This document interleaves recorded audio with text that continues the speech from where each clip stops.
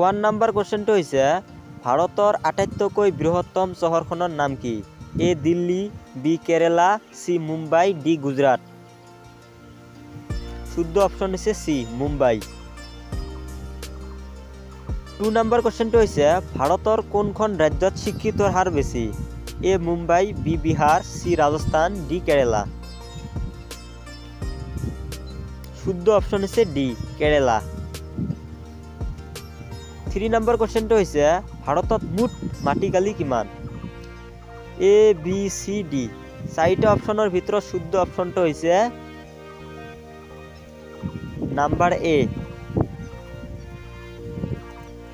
4 number কোৱেশ্চনটো হৈছে ভাৰতত কিমানখন ৰাজ্য আছে? এ 25 খন, বি 30 খন, সি 26 খন, ডি 28।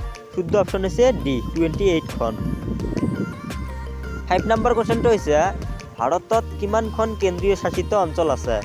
এ 7 খন, বি 8 খন, সি 5 খন, ডি 9 খন। শুদ্ধ অপশ্যন হৈছে বি 8 খন। 6 নম্বৰ কোৱেশ্চনটো হৈছে ভাৰতৰ কোনখন ৰাজ্যত আটাইতকৈ জনসংখ্যা বেছি?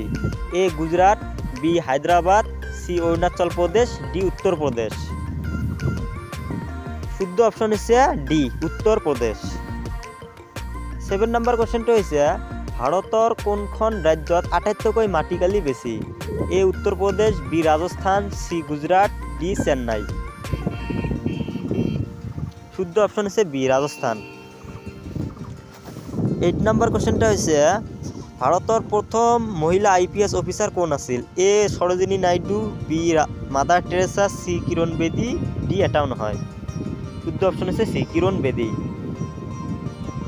9 নম্বৰ কোৱেশ্চনটো হৈছে আমাৰ লাষ্ট কোৱেশ্চন ভাৰতৰ আটাইতকৈ বৃহত্তম ক্ৰিকেট ষ্টেডিয়ামখনৰ নাম কি? A Narendra Modi stadium, B Eden Garden stadium, C Dharamshala stadium, D Chennai stadium. শুদ্ধ অপশ্যন হৈছে এ নৰেন্দ্ৰ মোদী ষ্টেডিয়াম।